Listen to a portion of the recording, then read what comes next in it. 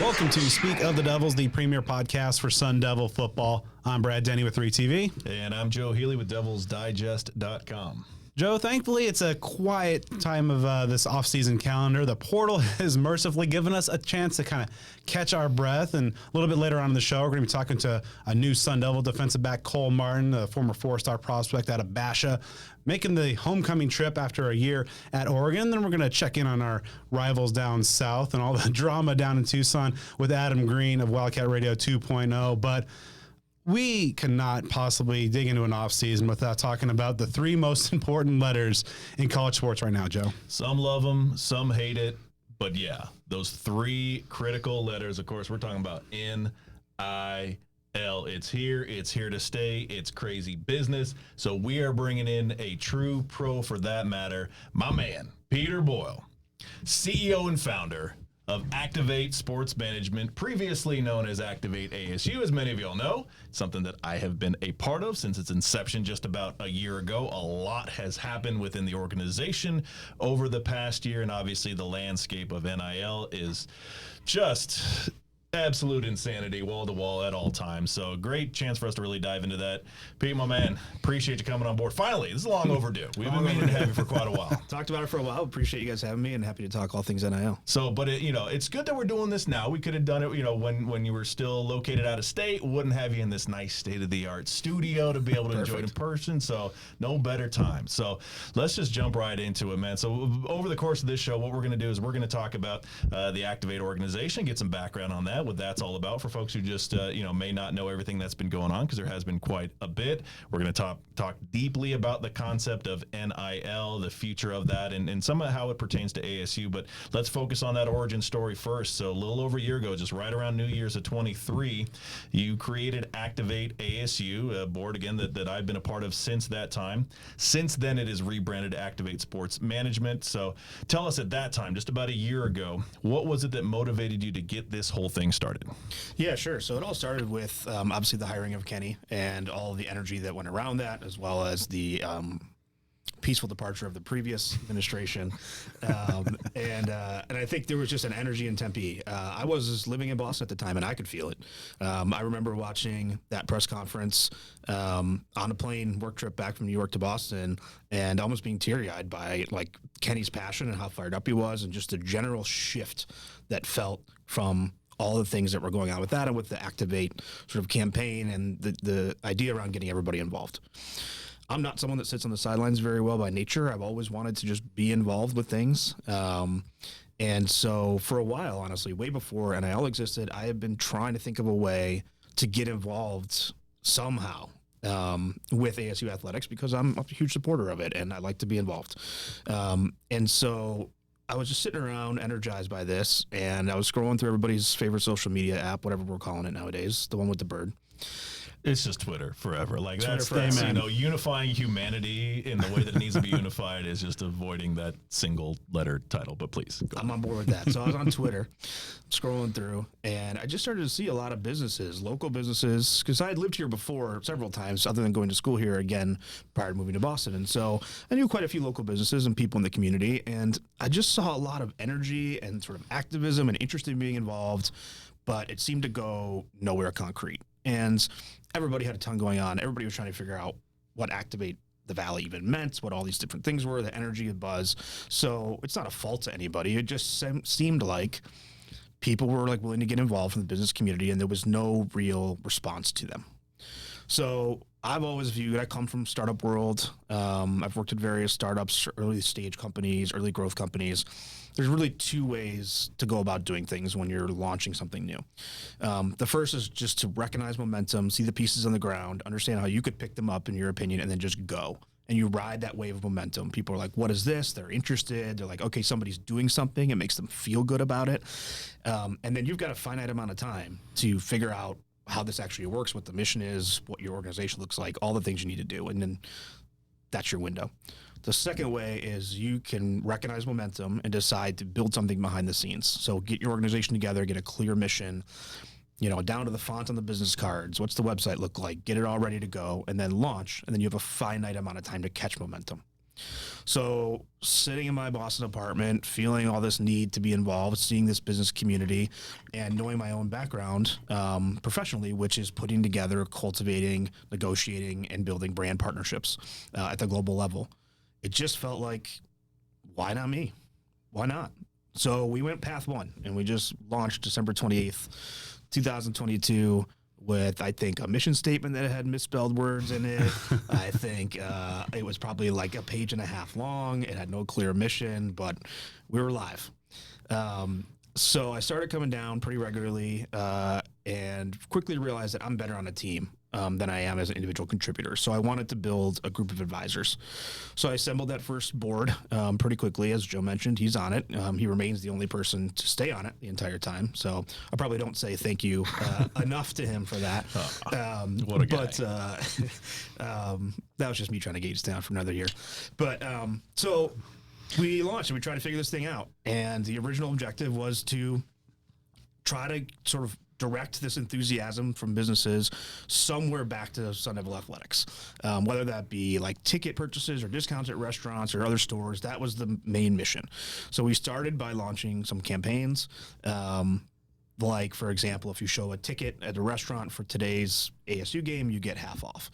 Or, you know, post-game, if you're wearing ASU gear, you get discounted drinks. Things like that, that basically were meant to take that enthusiasm and get people involved. It didn't work, period. Like, nobody took advantage of any of those deals, despite the fact that we quickly gained a large social media following, large-ish, all relative, but it just didn't work. And I don't think we knew what to do with that. In the meanwhile, and this is my fault, I didn't do a great job of understanding the landscape of working within big-time college athletes and all the different people that are involved and all the different corporate partnerships, which I should have done a better job of. And so we were kind of swimming upstream for a while, trying to figure out how we help, what's our place, what do we do best here, while getting no traction. And so I remember having a board meeting sometime around February where I was convinced that everybody in the board was just going to leave. Like, we're just going to be like, I'm out. This isn't doing anything.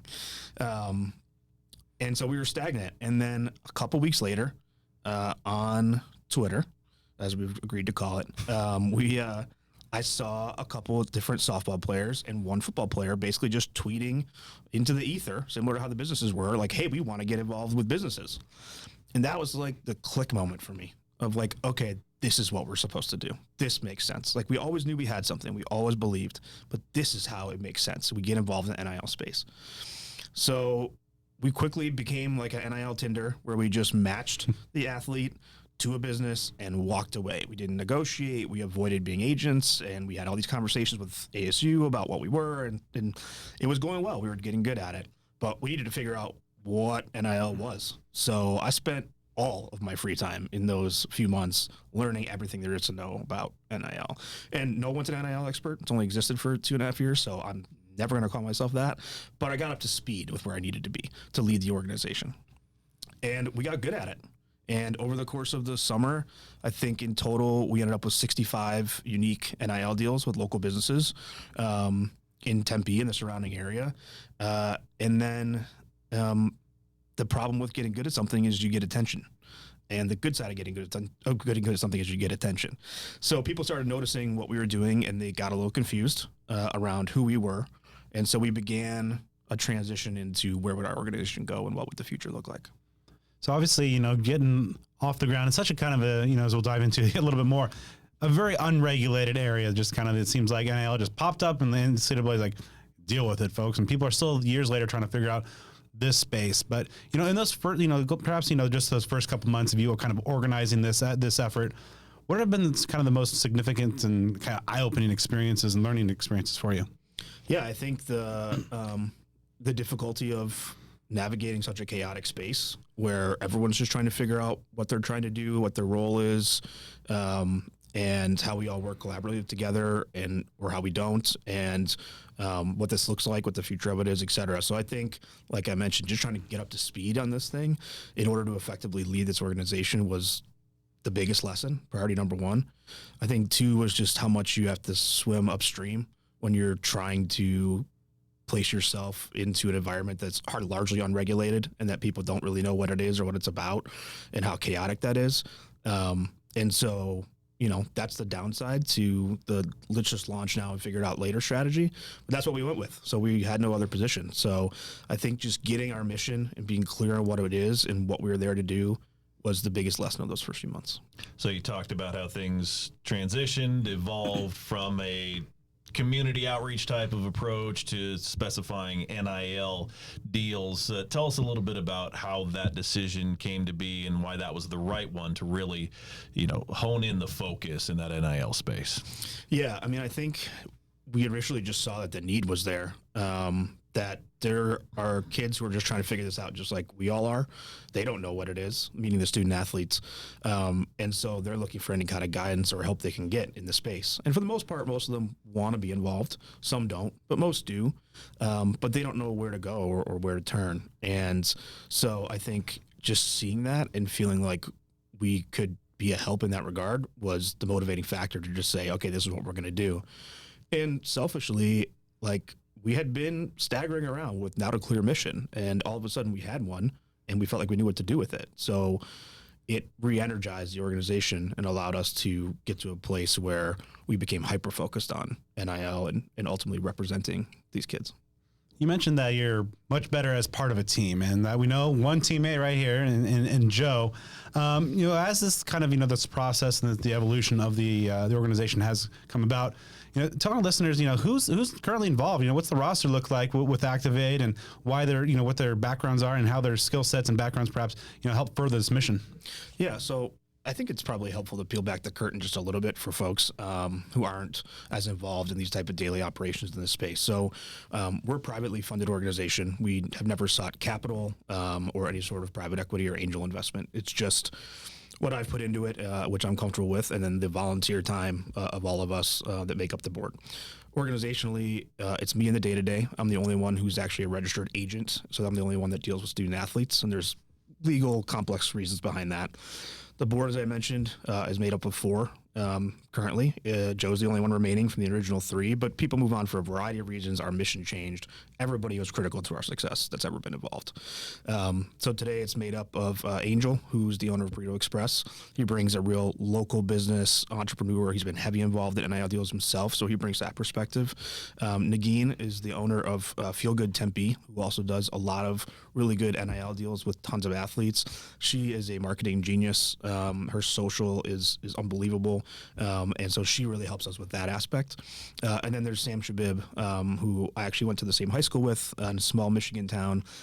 She is a communications professor. So she really drives our messaging, kind of how we go about with correspondence, with releases, things like that. She also helps a lot with our intern program. So she's super vital. And then we have 3 interns, which make up the lifeblood of the organization. They are doing all the business development outreach. So that's cold calls, cold emails, cold DMs. And without them, we wouldn't get deals done. So that's a tough, thankless job, and we're grateful to have them. So for the folks who recognize this group from its onset as Activate ASU, might see it now as Activate Sports Management. That rebrand happened last fall. Just give a little background on why that change had to occur. Yeah, so it was pretty easy for us. I think, as I mentioned before, we started getting good at what we were doing and getting brand deals, and that's good for us and good for the athletes, but it causes some level of confusion, particularly with ASU and the title.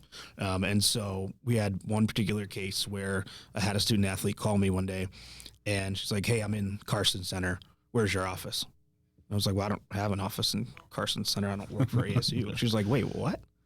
And so that was just like, okay, this is getting a little confusing. At the same time, we were, having great conversations with ASU about what we were doing. And they were kind of like, listen, we're getting some people coming to us being like, so are they part of the university? Are they not? And so it just was time to make that clear. It made sense for us. And then at the exact same time as we were deciding that, we also were moving towards the agency model that we're in now. And so obviously in that agency model, we have to have our own independent title and register as a company and those things. So it was a pretty natural transition. So over the course of the year of Activate, you've represented, or the organization's represented, many athletes from many Sun Devils across many different sports, men's and women's. Why has it been important for the group to kind of represent, athletes of all sports rather than just, perhaps football, men's basketball, the ones that, get the most attention in, the quote unquote revenue sports? Yeah, I mean, I would answer the question with a question, which is why wouldn't we do that? All of these athletes are equally important to me and to us. They are literally world-class athletes. They're future Olympians. They are All-Americans. In cases, they are, future NFL players. It doesn't matter what the sport is. They all have success in their own way. And whether they drive revenue to the school or not really isn't important to us, because that doesn't impact whether they have value in an NIL marketplace or whether they're a good client for us to work with. So that doesn't factor in for me. The second thing I'll say is, and we certainly are representative of most Division I, Power 5, Power 4, whatever we're calling it now, men's basketball players and football players have some level of representation. A lot of the lower or non-revenue athletes don't. And so I think they need the most help, or they have the most gap to help. And so while I really enjoy working with all of our athletes from every sport, it can be particularly sort of rewarding to work with some of the non-revenue athletes who are equally energetic about their opportunities in the business community, and then they just don't have anyone to guide them. So that's been kind of our ethos since the beginning, is that it doesn't matter to us what sport you play or how good you are at it. It matters if you're interested in being involved in community deals, and if you're, quite frankly, a good kid that's businesses want to work with. So I think that's always going to be the case for us. I think another part of that that's unique is that we're not an NFLPA or MLBPA or NBA licensed agency. We strictly do NIL. And so we don't have an interest in your future earnings or your potential draft status or any of those things. It doesn't matter to us. Our contracts with our athletes clearly state that we're your agent throughout your collegiate career. And then we're working on a partnership with a professional agency where we would have a handoff in those cases. But for now, that stuff doesn't mean anything to me. So there's no reason why we wouldn't work with any athlete. So, of course, we're going to be talking about NIL here in depth, and another hot button issue that basically goes hand in hand with that. That is the transfer portal. Some love it, some hate it. It's, again, here to stay. In the year that Activate has been around, you've represented some student athletes who have opted to transfer away from Arizona State. What has that experience been like for you to balance your support of ASU as a Sun Devil, but also having the best interest of your clients in mind? Yeah, hard. Really hard. I went into this first portal window for us as a new agency with what I thought was a good game plan. With the only thought being what is best for our clients or the student athletes we represent. So I sat down with each of them who were transfer eligible a few weeks prior to the end of the season and just asked them, what are you planning on doing? And part of what I take pretty seriously in this role is that it's not my job to suggest. It's not my job to make decisions. It's not my job to weigh in or put my thumb on the scale. It's my job to inform and provide information in this very specific part of what is a life-changing decision. So I felt good about where we were. What I don't think I fully understood, and it's a good lesson walking away, is how difficult these decisions are for them and how much goes into conversations with parents and family and coaches and clergy and teammates, and in some small cases with us as representatives, or I should say me as a representative. But these are gut-wrenching decisions that are so hard for them to make, and to see that up close for the first time, you're seeing you're seeing tears, you're seeing frustration, you're seeing anger, you're seeing confusion, you're seeing decisions change from minute to minute, and that's tough for them. And all I could do is my part to help represent that. And I think we did that in the right way. I wouldn't go back and change the strategy again, because ultimately, while I'm a huge supporter of Sun Devil Athletics, we're just talking off the air about all the different games I'll be attending coming up soon and all the ones I have. The reality is these kids trust us, and they put their trust in us to represent them. And so that has to mean putting them first and their needs and interests first, even if it ends up resulting in them choosing to leave. And I think that where they all ended, whether they, and some are public, some are not, stayed or left or made decisions one way or the other, I think they're all where they're supposed to be. And I feel good about it. But I will say I was not expecting the reaction that I got to our strategy from some people in the community. And quite frankly, that was personally, painful to go through, because I feel like we are doing the right thing by putting the athlete first and truly representing them.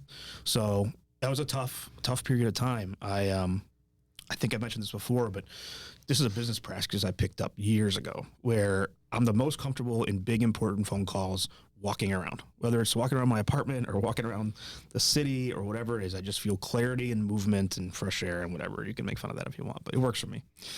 That Tuesday after the portal opened, I was on the phone from like 7:30 in the morning to 10:45 at night. And I think I walked something like 26 miles because that's how intense that first day or two of that portal window was. And you're talking to the athlete, you're talking to their parents. In some cases, you're talking to extended family. You're talking to potential collectives, whether that's at ASU or anywhere else. It's not specific to here. And in some regards, you're talking to, you're trying to arrange like market analysis and trying to understand sort of what some of the third-party systems are reporting. There's just a lot that goes into it. It's not like, oh, and these numbers are made up, have nothing to do with our clients. Let's just keep it at this. Oh, I make $20,000 at this institution and I'm going to enter the portal and they're going to say, here's $100,000 and I'm going to leave. It's not like that at all. And I probably admittedly didn't even fully understand the depth of these conversations and the difficultness of them. So to go through that was tough, for the kids, for myself, but it was a learning experience and we're better positioned to do it next time. And ultimately, I'm happy with the results. The course of just a couple years, NIL has seismically, foundationally changed college sports. But still a lot of fans just really don't have a firm grasp on even, just some of the more diehard fans, because it is so kind of unregulated and such a kind of a Wild West frontier feel to it. What do you feel are some of the more, more common fan misconceptions about what NIL is and what it does?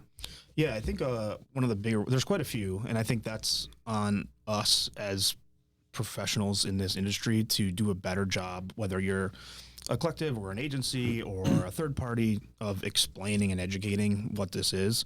I think what makes it complicated right now is there are two NILs. There's one for football and men's basketball, which is largely collective based. And some institutions like Oklahoma or Ole Miss have specific collectives for softball, for baseball. But for the most part, football and men's basketball live in a collective first NIL world. So you've got to try to get fans to understand that, because obviously that's where the main dollars are. That's where the dollars are coming from fans. That's driving the revenue sports. That's that world. Then there's NIL over here, which is like all the other sports, which don't generally operate off of a collective model for the most part. So then you've got to try to get fans of those sports, those athletes, to understand what value and how they engage with those athletes, which is through things like open doors or, going directly to us, for example, or any other agency. So I think the biggest thing I see is just not understanding that there actually are policies in place. And there's an interim guidance from the NCAA. Most states have state laws. Arizona does. And almost every school, if not every school, has a policy. And most of those policies mirror the NCAA interim guidance. I see a lot of people being confused by what can and can't happen, and doing things like, and it's of the goodness of their heart, but suggesting like, oh, we should do this or we should do that. And it's just, things like taking out your local hamburger from your pocket and eating it when you score a touchdown, right? Like, these things can't happen. The problem, I think, in adding to the confusion is the NCAA and some schools in other states have chosen just to blatantly steamroll through those policies. And so, if not everybody's playing by the same set of rules, it's very challenging to understand what the rules are supposed to be. But I think for a normal fan who's got family and a job and things to do, like, it should be on us in the industry to better explain to them what their options are. So ASU's position in this NIL world is really no secret. We've heard Kenny Dillingham, we've heard Bobby Hurley, we've heard Willie Bloomquist very publicly talk about how things need to improve. So in your opinion, what are some of the biggest challenges facing Sun Devil athletics in catching up in that NIL space? Yeah, I think I should be clear to begin with that, I don't represent ASU. I don't represent any collective associated with them. We're our own independent agency. We have about 32 athletes across 11 varsity sports at 5 or 6 Division I schools. So our experience, our knowledge is wider than just what what's happening here, despite being a fan. So I think, to your point, like, I don't have the insight into all the things happening outside of just our client base. Maybe about 10 or 11 of so are current ASU students. So I understand what's going on with them, what their situations are. I can't speak to the broader situation. I think we all know that because of this confusing world, like, some schools got late starts and there's catching up to do. And I think that's not unique to ASU. Just, you mentioned that there's kind of like two NIL worlds in terms of just, the football and men's basketball have kind of operate in the collective space where everybody else typically does not. So just how necessary are collectives to just kind of, these quote unquote revenue sports of football, men's basketball, and perhaps, as you mentioned, maybe some other sports at some other schools. Yeah. In today's current environment, it's everything. I mean, it's everything. It's the only way to keep up. And, I don't have anything other than admiration or respect for anybody who's in that space and trying to navigate this world and trying to fundraise and trying to put together these deals. It's not an enviable task. So, but it's everything. So a very important but maybe overlooked component of this overall conversation is Title IX. So how big are Title IX concerns when it comes to the future of not just NIL, but college sports in general? Yeah, I think it's an iceberg that could sink the ship. Now, it might not, but it's a large mass that's down there somewhere, and we can't see it. And if we strike it, meaning us as a broader, college sports, if anybody strikes it, it's going to be a problem. And I don't see how that doesn't eventually happen. So what do you mean by, like, give us a little bit more depth on kind of what that would look like if that were to occur? Yeah. So for example, like, we saw the Utah deal, right? I think everyone's familiar with that. It caught a lot of headlines where their collective, gave a new truck or a Jeep to every football player on the team. And they didn't give it to any other female athletes. And pretty immediately you saw one of the leading Title IX attorneys in the United States, I forget his name, he's out of California, being like, that's the most blatant Title IX violation I've ever seen in my career. Because it's a clear advantage to football that other sports aren't getting. Mm-hmm. The question becomes, how closely is the collective tied to the school? And I would say in most cases, it's extraordinarily close. And so collectives aren't subject to Title IX, but the schools are. And if the collectives are embedded with the schools, then, Title IX violations can result in massive lawsuits, could result in the loss of sports. I mean, it could be a huge problem. Mm-hmm. Do I see that immediately happening? No. But is it on the table? Yes. I mean, you had in one of the 13 or 14 congressional hearings so far in NIL that went nowhere, one of the leading collectives, president, said the way we're operating right now is probably violating Title IX, but we'll fix it. But he's not afraid to say that in front of Congress, right? In a recorded official session under oath. Like, yeah, probably.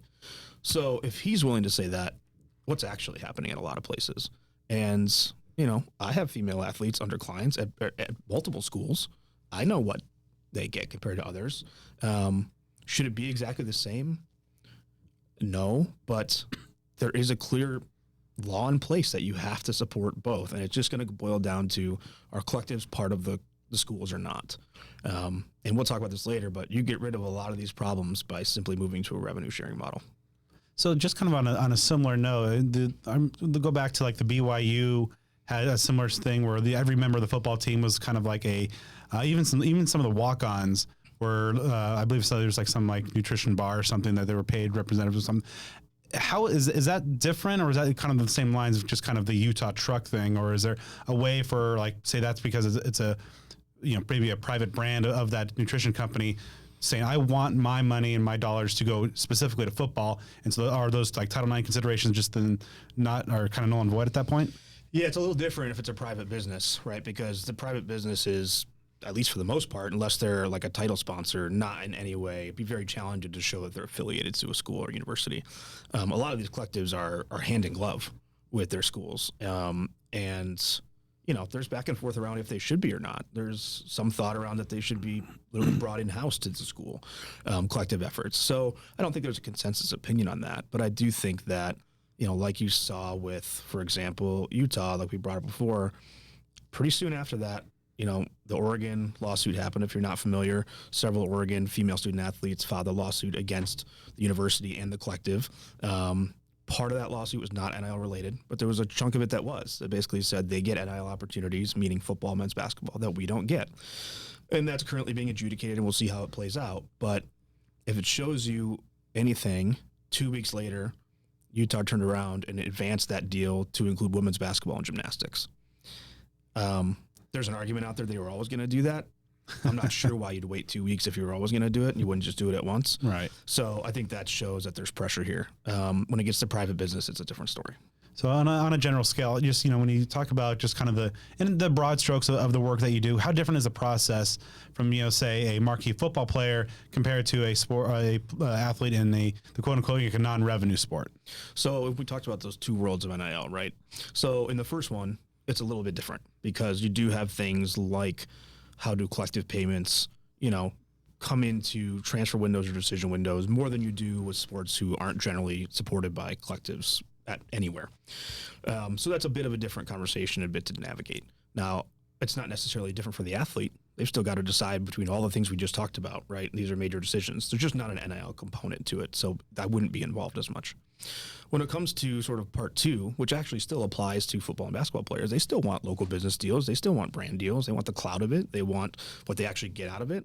And rightfully so, they deserve it. Then it's really not that different. It's about, processing. It's a numbers game for us. So we know that we have to reach out to about 100 businesses in order to get 20 to respond.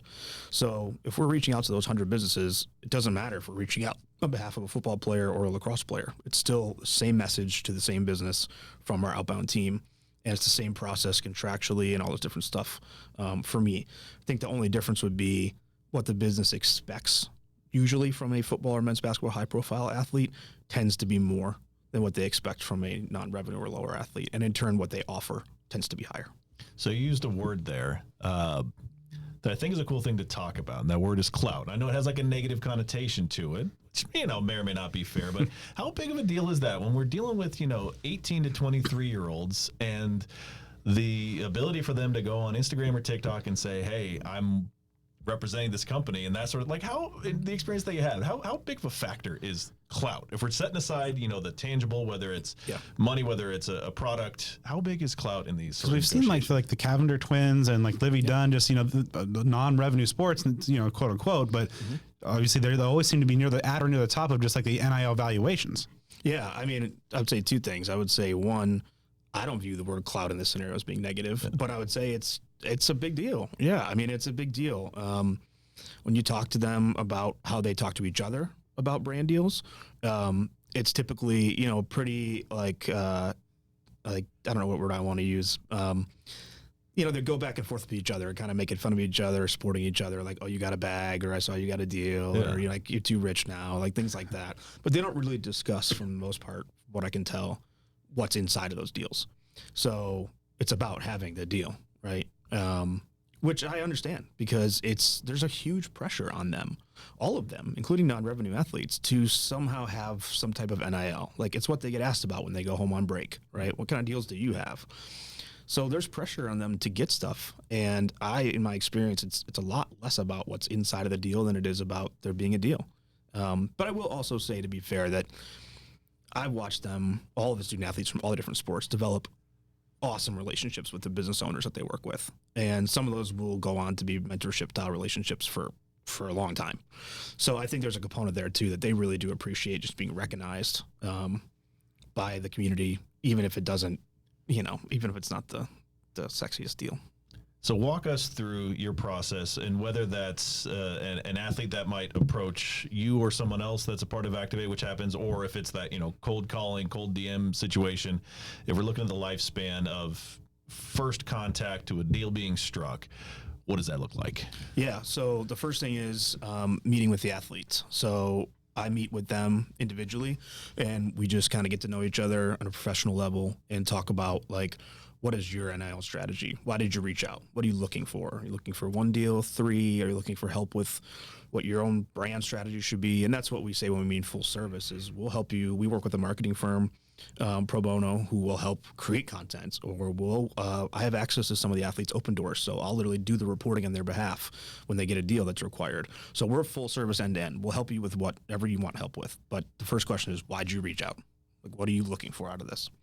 So we sit down, we have that conversation and talk about kind of what they can handle. I think that's a thing that worries me. We can talk about later. It's just fulfillment of deals. Like during season, can't handle 7 or 8 deals. There's no chance. So it's kind of what's your bandwidth. That starts. And then second is, where do you spend your money? What are you interested in? Like, what kind of brands do you want to work with? Where do you go today? Because if we can't get you paid through like big monetary deals, let's at least have a cost mitigation strategy so you're getting the stuff you would normally be paying for free. So we start with that, and then we reach out that list of businesses that we come up with them. We reach out to them just like we would anybody else. And then the process becomes twofold. One is getting the athlete under contract, which is required by law since we are now an agency. Arizona law requires they sign an actual contract that has terms in it, and that contract gets reported to the school. So helping them understand that, signing a contract for some of these younger student athletes is pretty scary. We strongly encourage them to go to their parents, to go to Rachel, who works for Altia Sports, is embedded at ASU, to compliance, et cetera. So there's that whole legal part of it. So we get that worked out. And on the business side, once one of our interns reaches out and gets a successful response, hey, I'm interested in learning more, that goes to me. I set up a phone call or an in-person interview now that I'm back in town and pitch them a deal or have them pitch me one. And then if it works, we take it to the athlete and go from there. So obviously, you're working intimately on the front lines of NIL and getting to know, what the student athletes are wanting, but also, on kind of maybe on the flip side, some of the businesses and the folks that want to help activate the Valley and the community. What are maybe some of the biggest concerns or maybe some of the biggest hurdles that you've seen from perhaps maybe both student athlete perspective and perhaps any that you've heard from maybe business partners or businesses that want to get involved? Yeah, I mentioned it. It's the one thing in all this that sort of quote unquote keeps me up at night, which is the fulfillment of the deal. It's actually not that difficult to get a deal in place. Like I mentioned, it's like any sales cycle. It's sort of a numbers game. We know to get to 20, we have to hit 100. Of those 20, we know we convert 5 to 7% of that. So we know what we need to do to get every athlete to their goals. Once it's done is when I start to worry on both sides, because oftentimes, despite our help, student athletes are still young men and women. They don't necessarily always understand what's in their contract or what's actually required or what it means. There's a lot of legal jargon that's new to them. Businesses often think they can just sort of tinker the contract as they go, which isn't the case. These are legally binding documents. And it concerns me. I worry about that part of it. Is like, I've heard it from athletes and I've heard it from businesses saying like, hey, they were supposed to do this. They didn't show up. We've lost deals based on that at multiple schools. And also of athletes being like, hey, like I agreed to do this. And he's kind of sending me a text being like, I need you to do Y. And I don't want to do that. Like, I'm not comfortable doing 5 posts a month. I agreed to 2. So it's on both sides. I think that's part of it being sort of unregulated and, messy and new, but that's the part that I hear about as far as concerns from athletes or concerns from businesses. So another concern, I guess you could say, in the overall topic of combining like NIL and especially the transfer portal is tampering. And it's not supposed to happen, but it certainly does, as far as other institutions or people or organizations that represent them, and essentially them trying to lure athletes from one school to another. Not necessarily asking for specific examples with that, but how has that overall concept been noticed? What are you seeing in the overall NIL space in that regard? Is that something that you think can be fixed and improved sooner rather than later? Or is that just a Wild West type of deal? Like, that's something that I think is a bigger deal than probably a lot of people know. So just give us what insight you have on that. Yeah. So not like a ton necessarily, but I've seen a few examples. It's interesting navigating some of the transfer portal process that we talked about earlier and just seeing how different schools handle those conversations. Some are completely what I would deem as down the dotted line, like right by the book. Some are not. And I think that's largely a lack of regulation in those things. People are going to naturally push boundaries when nobody is checking them on it. As far as tampering, I think I've heard enough anecdotally from our athletes to know that that's happening, particularly at the football and men's basketball level. Again, we're sort of operating in 2 worlds. I'm not sure that I've seen that happen in the other sports that I know of, but again, we only represent 32 athletes. So while we're in it every day, the sample size is relatively small comparatively nationally. One thing I can think of at another school is I was talking to an athlete and he was in the same team as this other athlete. And this was about 4 or 5 weeks before the end of the season for their sport. And he said, well, you know, it sucks that so-and-so is leaving. And that person's not a client, nor would I say their name even if they were. But and I was like, oh, they are? And he said, yeah, they've been talking to such and such a school for a few weeks, and, you know, they're going to go there. And that's what happened. So that's exactly what happened. That bore fruit a few weeks later. So I think it's anecdotal. It's a one-off example that's concrete, but if it's happened once and this guy's random teammate knew about it, I think it's fair to say it's happening more. Sure. For decades, you know, around college sports, there's always just kind of the legend of the bag man, you know, just slipping, you know, money to, you know, prospective student athletes, you know, pay for play. And the NCAA did all those things to try to prevent that. Now NIL's here, and the concern is this just have the bag man now just being out front? You know, is there any real barrier stopping pay for play, or is pay for play already really here under the guise of NIL? Yeah, I don't think there's anything currently in place that's stopping that, particularly in the sort of collective level. I think you saw with the Florida State punishment last week that was going after a specific member of the coaching staff who was involved in facilitating a conversation with the booster and then lied about it. So that's pretty cut and dry for any sort of going back to decades and decades of NCAA. Like, that's a clear violation that they're used to dealing with, right? They can enforce them because it's a member school, it's a staff member of the school. Done, easy to enforce. I think when it comes to these third-party collectives, and it goes back to the same conversation, and like I said, necessary, right? Like, they are everything right now. So it's not about dogging that model, but it's how close are you affiliated with the school or not. And I think from my conversations I've had across the country that the NCAA is just unsure of how much power they have to regulate third-party collectives. And so until that's either brought in-house or other regulations are put in place, or the athletes are reclassified as employees, or any number of scenarios, I don't really see much of a way of stopping that. So on that general topic, I know this is something that you've got a lot of ideas with, so spill them out here. What measures would you like to see happen to improve the overall NIL process, whether that's at the NCAA or even congressional levels? Yeah, so I don't think this upcoming Thursday is maybe the 13th or 14th. I'm losing track. Congressional hearing on NIL. And from my understanding, we've done a decent amount of sort of lobbying work. We've had a meeting with Senator Kelly's office, not the senator himself, about the subject. And I don't see any of these congressional bills going anywhere. They're all over the place. They oftentimes don't even talk about NIL regulation. They get into, you know, things about player safety and player health. They talk a lot about the transfer portal, which I know is loosely tied to NIL, but it's also not. They're different things in a lot of ways.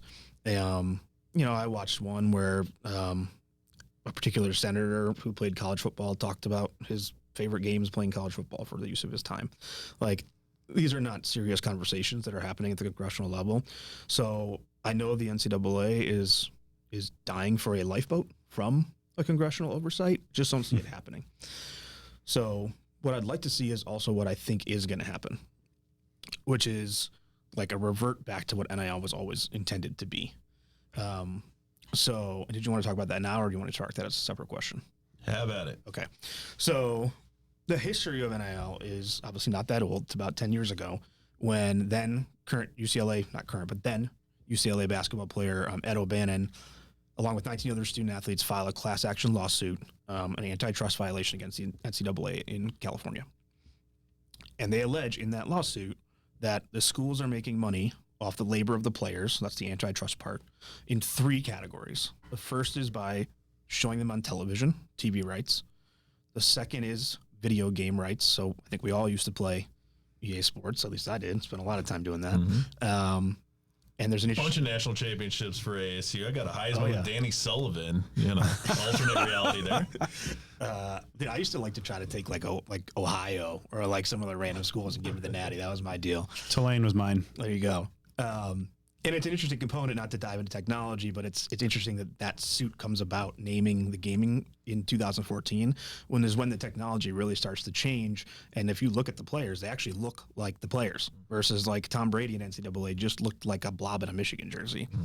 Granted, that was, the early edition. That guy played for a while, but I digress. I was a Drew Henson guy. But anyway, so, and then third, it names things that the universities profit off of from the likeness. So that's the sale of jerseys and other memorabilia inside the team shop. Those are the three things.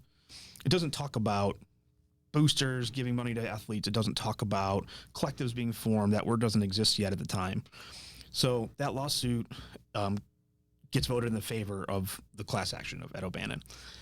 But in her ruling, the judge says that what she agrees the fact that they shouldn't get all this revenue and the athletes get none, she also is wary of college athletes turning into professional athletes, and she doesn't want payments like professional athletes get to go to college. She wants to keep amateurism.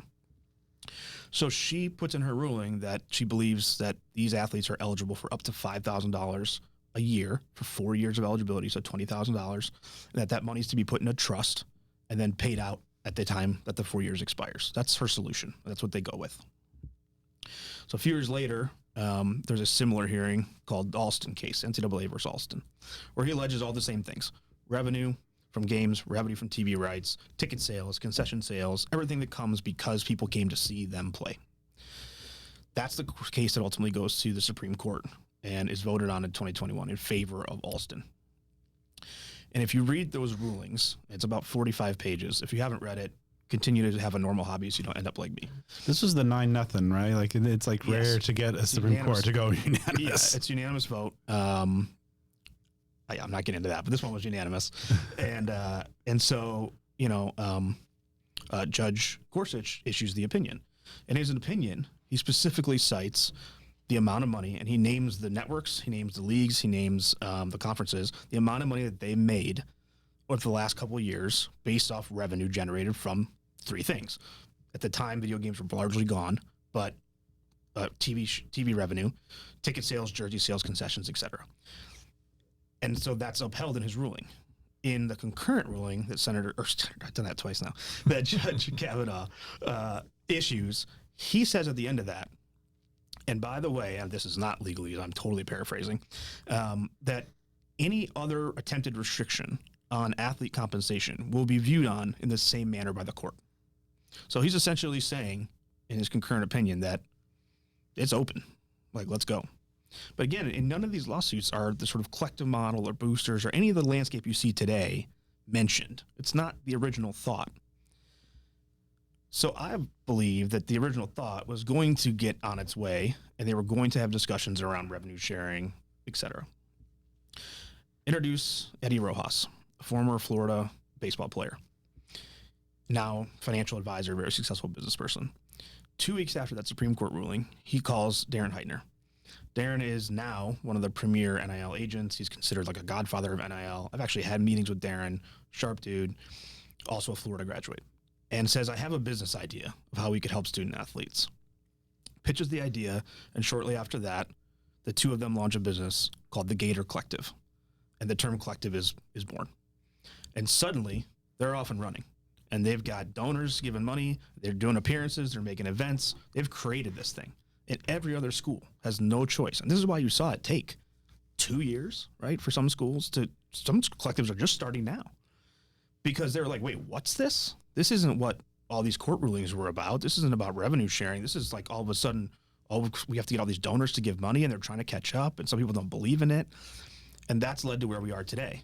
But the original rulings have never been addressed. They've never been sort of, this is what we actually intended, which was the revenue sharing model. Lately, you are starting to see that change. So in the 2014 case we mentioned, then Big Ten commissioner says that revenue sharing would end the Big Ten. That's in his testimony in that case. The Big Ten would be over with in years. Clearly, that's not the case. Today, 2024, you have the Big Ten's most prominent coach in Jim Harbaugh openly saying that they should be revenue sharing with the athletes. You have Oklahoma's AD coming out the other day saying they should be revenue sharing with the athletes. And then finally last week, you have Charlie Baker, the former governor of Massachusetts, now NCAA president, issue this large sweeping proposal that says that there should be revenue sharing for football and men's basketball, the two revenue sports, between the TV rights, video games, jersey sales, and that should be an amount of $30,000 per athlete, and that should be put into a trust. Does that sound familiar? So I think where we're going is where we always were intended to go, and that won't limit, I don't want it to limit, athletes' ability to earn off their actual name, image, and likeness. So you brought up, for example, I think the Kavanagh twins or Angel Reese or Caitlin Clark, Caleb Williams. They have huge earning potential through actual deals, right? I think Caitlin Clark has State Farm. Like even today, I think with Shiloh and Shador are walking in the Louis Vuitton thing in Paris. Yeah, exactly. Right. So that should remain. There should never be getting rid of that because everyone else has the right to do that. If I'm 18 years old and I'm really good at writing computer code and somebody wants to pay me a ton of money to sponsor their code company, that's absolutely legal. Why would we restrict that for athletes? We don't restrict that for anybody else anywhere that's not our country. So that should never go away. But if you had revenue sharing, I mean, take it this way. What do you think Caitlin Clark brings in more money from? Her State Farm deal, not to her bank account, but generates more money from her State Farm deal, or the fact that every single Iowa women's basketball game is sold out and all the concessions, the parking, the jersey sales, the autographs that go with that. But she doesn't get any money from that today. If she did, I don't think she'd be as reliant on worrying about if she's getting payments from collectives or not. Would those collectives ever go away? Probably not. They might dissipate. Do I think they should? No, because again, I think the people that run those are well-intentioned and trying to do the right thing. And there are always going to be donors who just want to say, here's my money, put it towards this, go handle it. But I think it would fix the complete disparity between collectives that have and collectives that don't, because there would be a baseline payment. And that's the one thing I think, and then I'll wrap it up because I'm long-winded as hell here, but you can tell I haven't thought about this at all, is that a lot of people think, I think today, like, oh, well, everybody gets like $20,000 on football and basketball, right? So when they leave, they're just being greedy because they're leaving for 100. It's not at all the case. And I'm talking writ large across the country, including the biggest schools with the biggest collectives. There's plenty of people making nothing. So if you're making nothing and your buddy is making 20, it's a big deal for a college kid. It's, that's 80 over 4 years. So, but if you had equal revenue sharing payments, then there's no need to jump for that extra 30 or 40, right? Because you're already good with your equal payment that the rest of the teams are getting. And then it comes back to additional earnings is based off your true name, image, and likeness. So just kind of real quick on the flip side, say there is no getting back to where you started in terms of just, revenue sharing or whatever, some intervention. Things remain kind of, the term, people keep throwing out is Wild West. Just this unchecked wild frontier, schools and people are doing all kinds of different things, no uniform code. Is there a doomsday scenario where this just everything kind of maybe reaches a breaking point or implodes? I think if there's no congressional oversight, if the NCAA doesn't get its act together, if these proposals they're putting out don't come together, and it just becomes this endless sea of collective payments from donors that are meant to go on for the next 5, 10, 15, 20 years. I don't see that as sustainable for a lot of places. And I don't know about specific schools. I don't know about ASU. I don't know about Utah or Cincinnati. I don't know. But generally speaking, you could say that donor fatigue is a real thing. And there's no way you can fund what's just only going to be increasing amounts of money, right? Go back with general inflation. Like in 2014, the judge thought $5,000 a year was good. In 2024, NCAA thinks 30 is good. So those numbers will always go up. I just don't see that as being sustainable for a lot of places. And so I don't know what happens in that scenario, but just the rich get richer even more exponentially so than is already the case. Yeah, I think the divide just continues to grow. It's like we're in a sport where Louisiana Monroe is in the same division as Alabama. Yeah, right. So, I don't think that'll be the case, though. I really don't. I think there's a lot of well-intentioned people, a lot of smart people who recognize that this is broken and want to fix it. I think the key is going to be we've got to fix it in favor of the kids. So we talked a lot earlier about, how I navigated some of the conversations of transfer portal and the conflicts and things like that. But generally speaking, I believe there should be few to no restrictions for student athletes, the same way there are few to none for an 18-year-old who's good at programming. you should be allowed to maximize your earning potential. Nowhere else in this country a group of adults, and I know I refer to them a lot as kids and student athletes, but legally speaking, they're adults. Mm-hmm. Nowhere else in this country does a group of adults regulate the earning potential of another group of adults. It doesn't happen. It's not a thing. So why would there be a cap on earning potential? That makes no sense. Nowhere else in this country do a group of adults restrict someone's geographical location by saying, well, you committed, so you got to be here for 3 years if you want to do what you're good at doing. So why would we do that to this group of adults? Doesn't make any sense. And then you look at sort of the coaching thing, and I jokingly tweeted out, I'm not sure the sarcasm came across as well as I intended it to, but like all the coaching things, and I just put the 5 things everybody says about NIL, which is like cap the comp, stop the transfers, continue to not give them health insurance, like all these different things. And if you apply that to coaches, nobody says that stuff. So why is one group of adults different than another? I genuinely don't understand. So as you look back on this last year that you've been in this space, what sort of improvements, advancements have you seen specifically with your involvement with ASU under Kenny Dillingham? Obviously that specifies football, but on a general scale, what are some things that you've noticed? Yeah, I mean, I can't talk too much to this because I don't represent the collective or ASU. I'm not in those conversations. They don't have access to, whatever their P&L sheet looks like. I don't know. I can answer through the lens of the clients that I have at ASU, which I think I mentioned are somewhere around 11 to 15, something like that. And I can also see just as a supporter what I see, which is certainly seems to be getting better. I think I mentioned it again, ASU is not unique in the fact that a lot of schools were super behind in this. They didn't know how to act. They weren't sure what to do. It wasn't what it looked like it was going to be, all the things we just spent all the time talking about. But it certainly seems through some of the stuff that I see and some of the matching campaigns and some other stuff they got going on that's publicly available that it's progressing, which is a great thing because, like I said, I believe anybody that's operating the space, and there are bad actors, there's always going to be. I sometimes feel like between agents and collectives and schools, there's like, that Office scene that became like a meme of like Michael and them are all pointing fake like finger handguns at each other. Mm-hmm. It's like Michael and Dwight and everybody's in a circle and they just keep shooting each other. That's how it is between like agents and collectives and schools right now. There's a lot of like, well, they're to blame, or they're bad and they're not. For the most part, people are good and they're trying to do their best and they're trying to help these kids and trying to navigate complex waters. So it certainly seems like from what I see, ASU is doing better at that.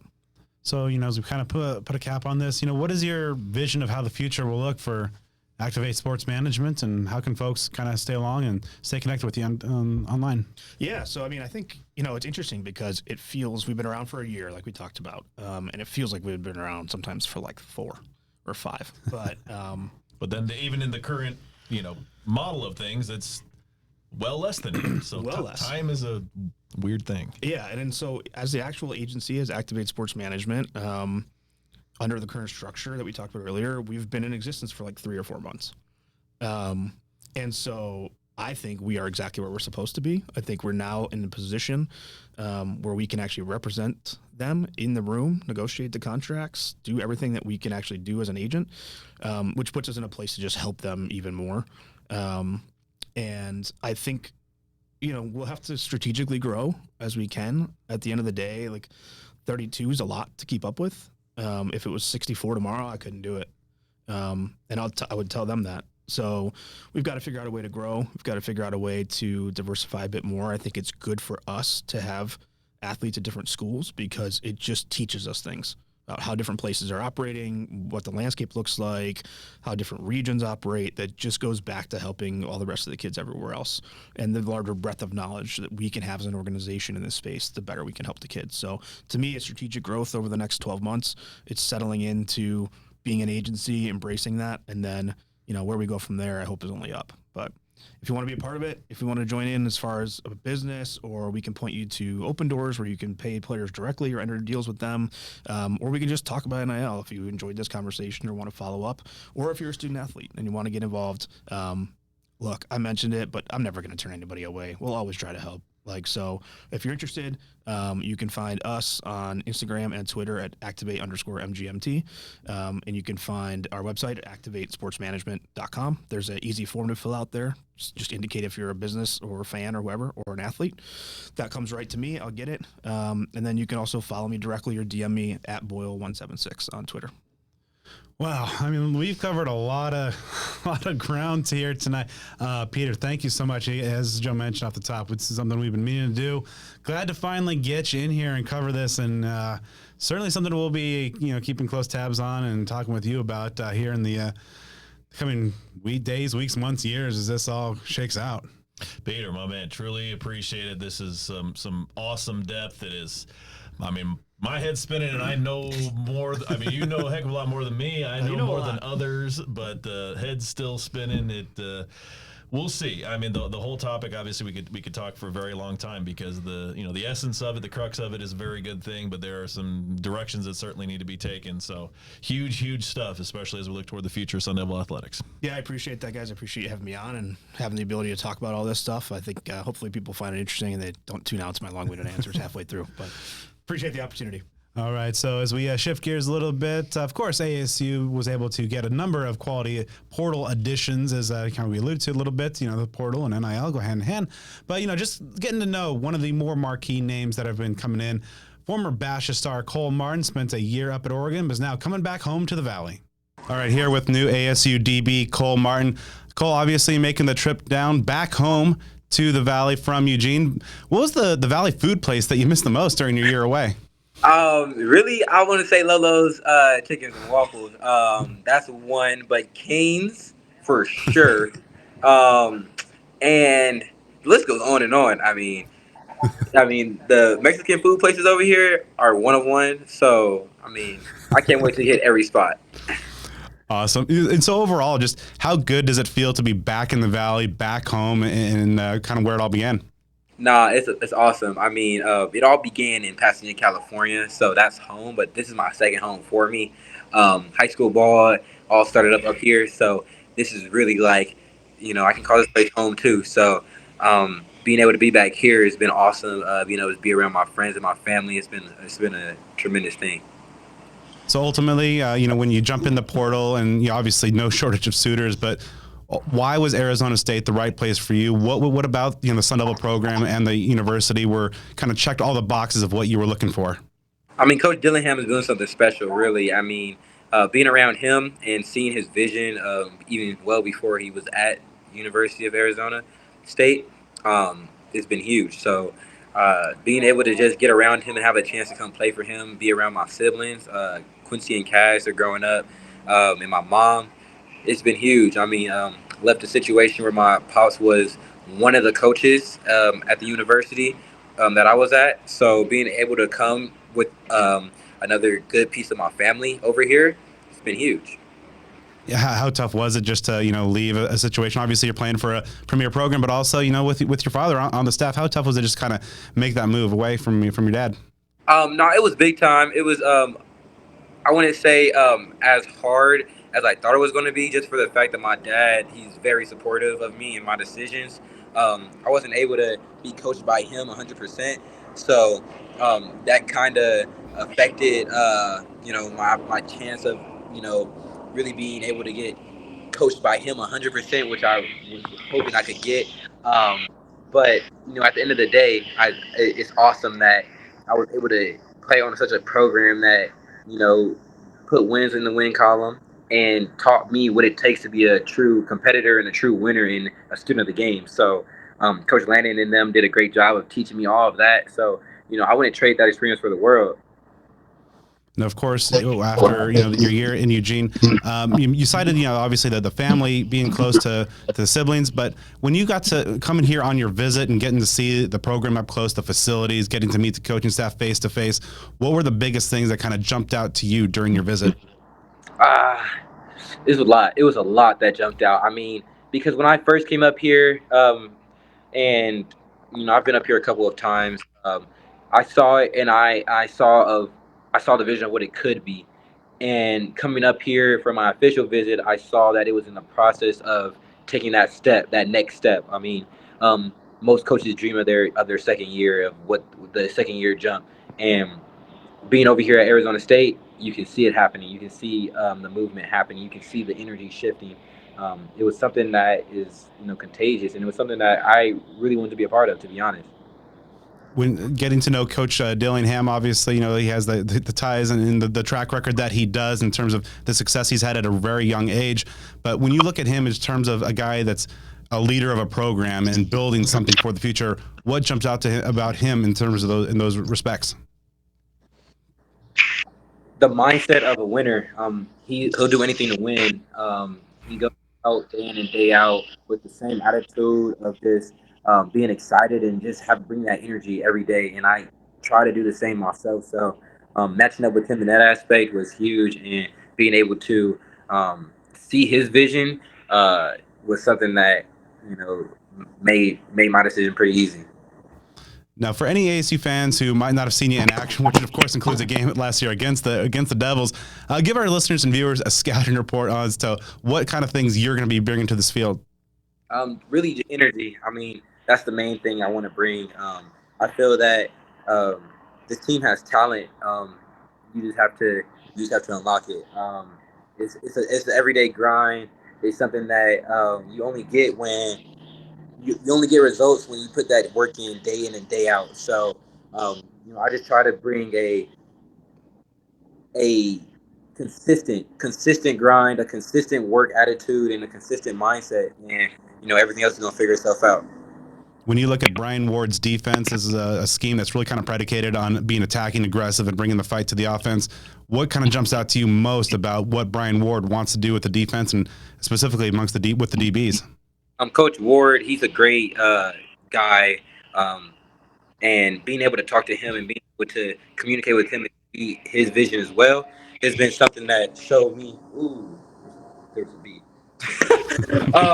Being able to be with him and get his vision and see that he has, like you said, the attacking mindset and the mindset of trying to get the best out of his players is something that I feel like I can really grow in.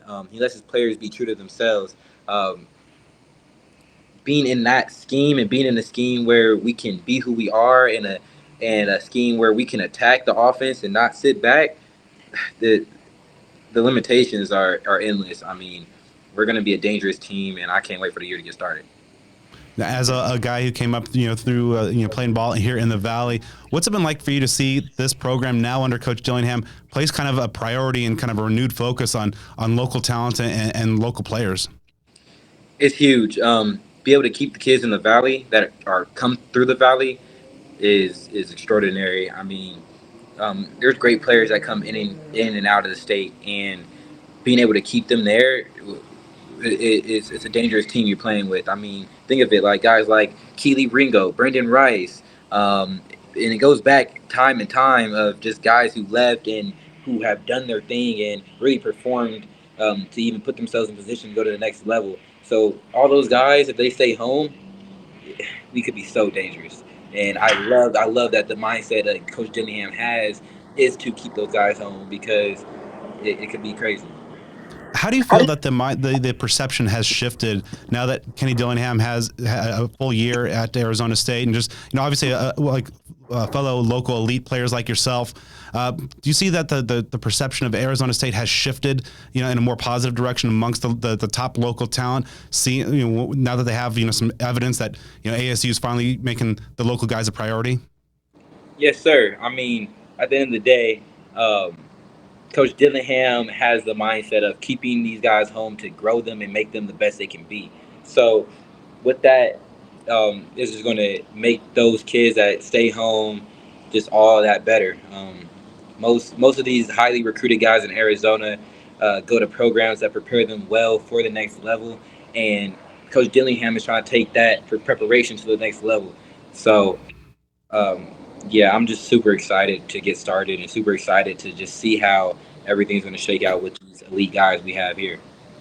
In recent years, guys like Chase Lucas, N'Keal Harry, even a little further back, DJ Foster, local guys who really made their name and, kind of that hometown hero label. How much of an appeal is that to you, of you having an opportunity to kind of be one of those homegrown guys that helps bring the Sun Devils to new heights? I loved watching Chase Lucas play and ball out.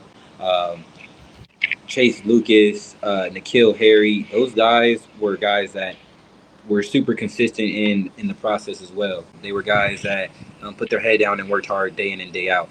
and I feel like I suit that role, and I feel like I have done that multiple times in my lifetime, whether that be high school, middle school, college. I feel that that's a part of me and who I am. So seeing those guys do it just gives me the confidence that I can, and gives me the confidence and you know, the feeling that other kids can do the same. Now you have a history with the Tucson Turf, and of course, obviously the Bourget family, Trenton and Coben, on that Sun Devil roster, teammates now. How big was that connection for you, and kind of ultimately deciding Arizona State was the right spot? No, it's good. I mean, being able to play for Tucson Turf, a lot of the guys from Tucson Turf love Arizona State. They come to the Arizona State games. They make sure that they pop out and and show support to Trenton and Coben. So them being here makes all of that all the much better. Um, Tucson Turf is a great pipeline. You work hard. You work hard for Tucson Turf because they're a real hard work oriented team. They're not about the glitz and the glam. They're really just, let's put their head down and let's work. And Arizona State fits that role. So being able to come in and do that with them, and then being able to come to the university is just it's like a dream come true. ASU's had some really talented DBs that are coming back from last season. Also, a bunch of very talented newcomers like yourself joining the group this year. What's your early read on just kind of this 2024 group of Devil DBs? We're going to be dangerous. I mean, here with Coach Ward, from the little I know of Coach Ward already, it's going to be something that this year is going to grow on. I mean, the DBs that were here last year had a year to play with him and a year to understand what he means and what he wants, and um, just getting that aspect of experience with him is going to help tremendously. It's going to help our DBs play fast without thinking, and be true to themselves and be who they are as ball players. So our DB room is going to keep on getting better through the work we're going to put in this offseason. You've played for Oregon, who obviously is one of the premier programs in the conference and in the country. Knowing that you've kind of been inside that building, of knowing what it takes to build a team that caliber and consistent winner, what do you see now, just kind of as the potential near and long term future potential of Sun Devil football? Coach Dillingham is doing a great job of instilling that culture into our players. I mean, he's really trying to teach everybody, including myself, that the winner's mindset comes from within. And as I brought up earlier, the day-to-day work, the day-to-day process. It's not a game day result. It's not a game time decision. It's really the stuff that starts now. I mean, when all season starts up for us, it's really just work. Put your head down and get better every day, 1%, and just grow as a man. Be a great person and make good decisions, and everything else is going to take care of itself. What do you want to show this coaching staff during spring ball? Really just who I am as a player. I mean, I'm going to be true to myself as always, and just perform to the best of my ability. Spring ball is an opportunity to showcase what you can do, but sometimes it gets confused that you have to overdo it and do more than what you're used to. And it's really just playing football. Enjoy every day and enjoy the process of it. You love the process, the results are going to show. You have a versatile skill set. Where does this coaching staff see you? As a corner, perhaps nickel? Say, where do you think you'll initially start in spring? I mean, our secondary is so deep. We could all play around everywhere. I mean, we're all very versatile players and stuff like that. Um, I'm confident. Coach wants to see me at nickel, but at the end of the day, we're a team that has players everywhere. We have ballers our room is super deep. So us having the ability to ball out in every position is it's going to be super tremendous for us, especially in this conference. We'll be able to help each other out and be able to play in different roles that are going to benefit the team in the best way. So I'm not 100% sure. We haven't really got into that, but I'm pretty sure that nickel will be my landing spot. Looking forward to this fall, this 2024 season, the first wearing that maroon and gold. What are the goals that you've set forth for yourself? What do you want to accomplish in year one? Year one, really just win games. Really, but when I say win games, I really mean winning everything in life. Everything that goes on, there's 100 goals you could name and 100 goals you could set, but if you win everything every single day, go in day out and just try to be better, you're playing with fire. You're gonna be super dangerous, and you're just gonna grow as a person, as a man, as well as a player on the field. So really, just win at every aspect, every day. All right. It has been quite a butterfly effect over the last few days in college football. Nick Saban retires, and all of a sudden, U of A needs a head coach. Joining us to kind of sort through all the drama in terms of what happened, why it happened, and now the new head guy down in Tucson, old friend of the program, appearance number 11, surpassing a Sun Devil legend in DJ Foster. Adam Green of Wildcat Radio 2.0 and AZDesertSwarm.com. Adam, welcome back. Yeah, with apologies to DJ Foster. I know he's a great, like an Arizona Cardinal. I think New England Patriot great as well. So, I mean, he's got quite the track record. But hey, here I am. There you go. You know, two legends for Speak of the Devils here. You know, we're equal with our good buddies here. So let's kind of run it back. It's been a wild few days. Based on some of the reports that I've read, seems like things came together really quickly between like Saturday afternoon and then Sunday of last week, or, you know, of obviously the beginning of this week when things transpired. What's your understanding of how things went down for Jedd Fisch to leave Arizona, take the job at Washington?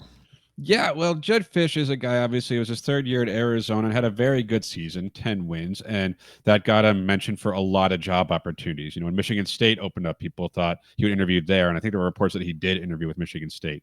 A&M, that was people like, oh, maybe Jedd Fisch go to A&M, and it didn't happen. And the talk was, okay, Jedd Fisch will probably stick out for me one more year. He's got a great recruiting. The 2022 class, he's got 18 starters coming back. He's going to come back for one more year, win the Big 12, whatever, make the college football playoff, and then bounce maybe to Florida.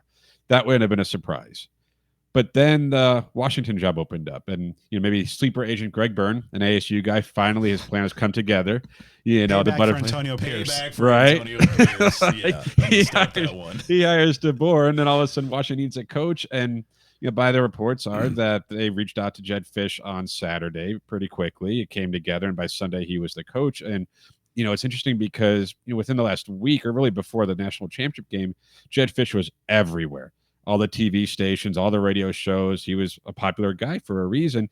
And everybody would ask him, well, you're a hot name out there. Are you interested in going anywhere else? He'd be like, nope, we got 18 starters coming back. I want to be in Arizona. I want to make the college football playoff here, yada, yada. And I believed that it was true at the time. But then the Washington job opened up. He interviewed. They really liked him. They offered him a really good contract, and he took it. So, it's college football these days, right? Here we are in mid-January, and teams are having to look for coaches. It's not great, but it's just the world we're in. So you generally kind of touched on this next question with what you just said, because, when you joined us prior to the Territorial Cup game that may or may not have happened, you mentioned the same thing, and it's a natural, logical thing. Okay, with schools like Arizona and ASU, for that matter, when you have this high level of success, you got to be concerned about your head coach taking a job elsewhere.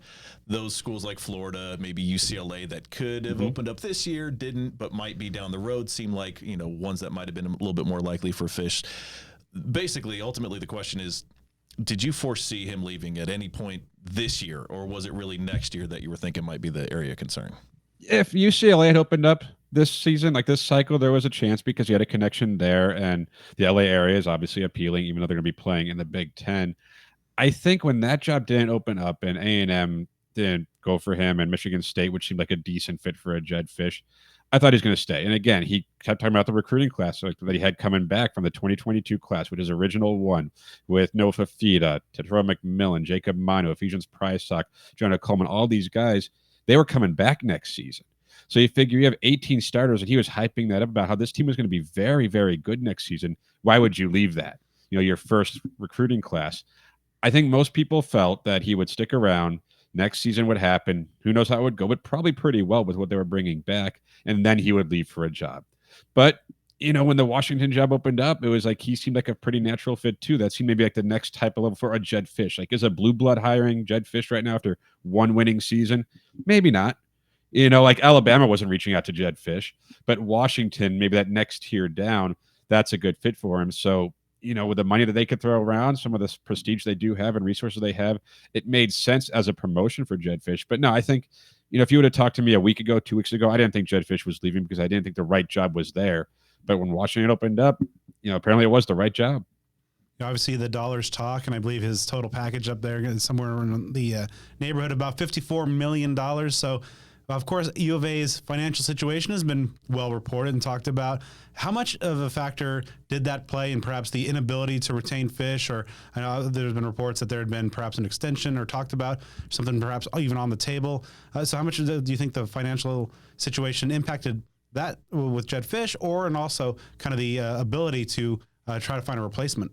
Yeah, short of them coming out and saying they couldn't get him the contract because of that, I think it's just kind of hard to tell. Because is the budget shortfall? It's not even a shortfall, it's just a miscalculation. They're not out of money. Obviously, they just hired a new coach, so they can afford to get a coach. And by the reports, and Michael Lev, Arizona Daily Star, is a friend of our podcast, Wildcat Radio 2.0. He wrote that Arizona had the agreement with him. It was like a $5 million contract. The buyout would have gone to $10 million. It was on the table, it was agreed to, just wasn't signed. And I know Jedd Fisch's camp, since he left for Washington, has come out and like, oh, well, Arizona dropped the ball. They didn't make him a priority. They were waiting for the Board of Regents, yada, yada. Well, no, he could have signed the contract. Arizona's new coach signed a contract. We're recording on Tuesday, and the Board of Regents still has to approve it. They could have signed the contract. Jedd Fisch could have put his name on that paper, and the buyout would have gone up to $10 million from the $5.5 million it was. I get the impression, this is just my impression, this isn't anything sourced or anything, that he wasn't signing that contract because he wanted to make him just slightly more appealing to another job, to another school. Jedd Fisch for a $5.5 million buyout is a lot easier than Jedd Fisch with a $10 million buyout. And even had Jedd Fisch signed that contract, which was a pretty good extension, would have been the highest paid coach in Arizona football history, he still could have left for a job like Washington. Just the buyout would have been larger. So, did the $240 million miscalculation hurt them? Maybe. Certainly the perception isn't great. And when Dave Hickey, the athletic director, announced a hiring freeze and different things they were doing to try to help that, that can't help the situation. But is that why Jedd Fisch is in Washington right now? I don't think so. He's a guy who wanted to move up, and Washington's a better job than Arizona. It is. The restore there. They're paying him a lot more than even Arizona at their best could have paid him. So he left. The new contract, had he signed that, probably wouldn't have stopped him, unless, of course, Washington would have said, $10 million buyout, we'll find someone else. So obviously, it seems like there might be a complicated legacy for Jedd Fisch in terms of he came in, build up this program, and do a top 15 in the country. And of course, as you mentioned, had really some big hopes for 2024. Those aren't going to happen anymore. How do you think Jedd Fisch is going to be remembered in Tucson? Oh, that's a tough one. I think a lot depends on who from this class, like who leaves from the portal, right? If a lot of these guys stay, and a couple have already entered the portal, they have 30 days to decide to go. And of course, they can make it to the spring and then enter that portal as well. If most of them stick around and Arizona wins 9-10 games next season with Brent Brennan as the coach, I think Fisch will be remembered slightly better. But if he goes to Washington, people aren't happy about that. There's a lot of talk about the way it happened, and I'm not one of those people because there's never really a good way to leave for another school. But if he goes and raids Arizona's roster, maybe a little different, right? Because he says in his introductory, he had a statement, he's like, wanted to leave Arizona better than when he got there. And right now, Arizona's in a much better place than when Jedd Fisch arrived. There's no doubt about that. But if the roster is decimated, all these good players going, Arizona's winning 3 games next season, 4 games next season, is it really better than when Jedd Fisch got there? Probably, infrastructure-wise, but it'll be hard to really get to that until you're a few years down the road and Arizona gets back to what it was. And the problem, too, is Jedd Fisch left a team that people thought was going to be really good. He was hyping it up as being a contender for the college football playoff, and he left that. And for Arizona to be in that conversation, and they were, it wasn't outlandish to say they could have been a college football playoff team next year going to the Big 12. They were one of the favorites with the team they were bringing back. He left that, and in leaving that, he going to break it up a little bit. How much we'll see. So, it's tough. I think the hire was a success. I think it's hard to go back and say it wasn't a good hire because look what he did with Arizona in just 3 years. He got them to be, top 15. They won the Alamo Bowl. They won 10 games. They won the Territorial Cup the last 2 years, including a blowout this past one. It did happen. So, sorry, Joe, but you can't take that away. Sevens, I get it. Inflation's different now. You carry the 2. There you go. But no, he did a really good job given the circumstances. So I don't think you take that away from him. But yes, if Arizona if he decimates the program, if he guts the program in terms of the coaches, the players, and Arizona goes back to winning 3 or 4 games, it's gonna be hard to say Jedd Fisch did really good things. Like, yes, the 2023 season was fun. They won a lot of games. They won a lot of games towards the end of the season, but the excitement that was going to be heading into this offseason for 2024 and what it could have been, we'll never know what it could have been. So I think Arizona fans, it's complicated. Like right now, Jedd Fisch's legacy it's tanked. They're mad about the way he left. Think he's a liar, think he's deceitful, think he's a snake. And there's probably some truth to some of that. But ultimately, the guy came in, took over a terrible situation, and in 3 years got Arizona to 10 wins and the Alamo Bowl. That's not bad. Like, you would take that. 3 years ago, if that was what you were offered, say, hey, you know what? 3 years ago, you're going to win 10 games, we're going to lose Jedd Fisch. People probably be like, sure, we'll sign up for that. Coming off a 0-win season and the 70-7 game. Well, now it's here, and people are upset. So, you don't want to lose your coach, but when you lose him, it means he probably did a good job. So that's just kind of where Arizona is, and as a program, what Arizona has to deal with. And this is like a conversation. I put it on Twitter, and I wasn't being sarcastic. This is what a lot of Sun Devil fans and people across the nation were thinking was going to be the case when Todd Graham was here. I mean, this sort of outcome, bounce into another job, is less of a question, more of just a comment on it. Like, that was what a lot of people were thinking would happen then. Of course, it didn't happen as such, so it's just kind of unique to take it under the lens of that happening at a different school. Yeah, well, every coach, when they get hired, it's their dream job, right? Right. Yeah. Until the next dream job opens up. It's your dream job until you want the next one. And Jedd Fisch, when he got hired, his track record was hopping around. He'd never been anywhere more than 3 years. Well, now that's still the case. So, and if you look at his contract at Washington, after year 2, I think it drops down like the buyout to like $5 million. It's like, oh, what's this guy thinking? He's smart like that. So, is he going to be at Washington long term? Maybe. Maybe that is the job that keeps him there with what they can pay him and the resources he has. Maybe he decides to stick around because Washington is a better job than Arizona. Is Arizona a stepping stone job? You'd hope not. But for a school like Washington, yeah, it can be. But I also think if you're Arizona and you're ASU or anyone really kind of on that level, you can't be afraid to lose the coach because they're too good. You want to have a coach who's too good and worry about losing them. And if you do, you hope you can sustain what you built beforehand. But yeah, like Jedd Fisch, he did a good job. He left, and now Arizona has to move on. And they're moving on with Brent Brennan coming over from San Jose State. Obviously, did some pretty good things up there with a program that has historically been pretty poor. Obviously, we'll touch. Been obviously a lot to shake out in terms of the staffs, the roster, the portal. But just right off the bat, your first reaction to the hiring of Brent Brennan as your new head coach. Well, it wasn't a surprise. He was a finalist a few years ago and they hired Fisch. I think he was the runner-up. So that kind of helped. And in this situation, like the Jedd Fisch hire I'm trying to remember how long it was between when Kevin Sutton was fired and they hired Jedd Fisch. I think it was a few weeks, or at least 2 weeks before they hired him. It's different with the portal and all that stuff. Now, they had to make a quick hire. And Brennan, he was a pretty good candidate a few years ago, did a pretty good job at San Jose State, a very tough place to win. He's had winning records 2 of the last 3 years. Or 3 of the last 4 years, including the 7-1 mark in the 2020 season. Like, is he a good coach? Probably a solid coach. Is he a flashy hire? No. There's a lot of people for Arizona. He has some history. He was on Dick Tomey's staff as a grad assistant. His brother played receiver. I think his wife went to U of A. So there are a lot of people who look at Brent Brennan and be like, hey, he's a guy who's not going to leave. I don't think he's necessarily Arizona's Kenny Dillingham. They're going to say, hey, this is a guy who's not going to leave. Well, again, like, he's not going to leave until the right job opens up, right? I mean, it's possible. Anyone could leave. You don't hire someone because you assume they'll never, ever leave because you want him to be good enough to leave. But, for Brennan, it seems like his introductory meeting with the team went well. He seems like a guy who's just a genuinely good guy who can coach a little bit. So depending on the staff he can bring in and then who he can retain from this team will dictate how this hire is looked at in the near term. Long term, I think Arizona could do a lot worse. I think Arizona probably has a guy who has them in a 7 to 8 win range most years. Maybe you have that 9 or 10 win season, which is probably what Arizona should be. But for the near term, there's a lot of people like, okay, this was a team that was projected to be top 15 and win the Big 12. What kind of team is he going to coach, in the fall? And if he can bring a lot of these guys back from the ones who enter the portal, bring them back, prevent guys from entering the portal, then he has a really good chance to get off to a really fast start with his team, and people feel really good about the hire. But no, I think Arizona, given the circumstances, probably did okay with this one. So outside of Brennan, just for the sake of conversation, what are some other names that you would have liked to have seen get a shot at the head coaching spot, or ones that just should have been given that consideration? It's a tough call. I know Stein from Oregon, the offensive coordinator. I was talking on the podcast on Wildcat Radio 2.0 about how I liked the idea of finding a young coordinator who's like their first job, who's going to really work hard at it. Because I think Arizona's the type of situation where you have to try really hard to make it work. Jedd Fisch was that guy. He wanted to prove himself as a head coach, and he succeeded. I think Brennan kind of fits that mold. The guy who was at a smaller school, say, hey, like I'm going to go to this next level and show I can do it. The problem with the ambitious guys like Steiner, I'm trying to think, Kinney from like is it Texas State? Mm-hmm. Yeah. Just some of those guys, like if they do really well, they're going to bounce, right? Like Arizona is not the best job they can get, but I'm fine with that.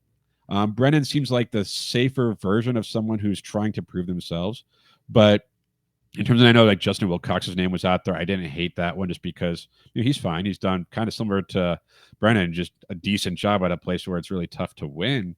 I think I saw like Johnny Nansen, his name was out there. I wasn't a fan of that when I know the players had like a higher Nansen hashtag going. Some of them did, and that got a lot of play down in Tucson. It's like 6 or 7 players with that hashtag. Like that's not the team.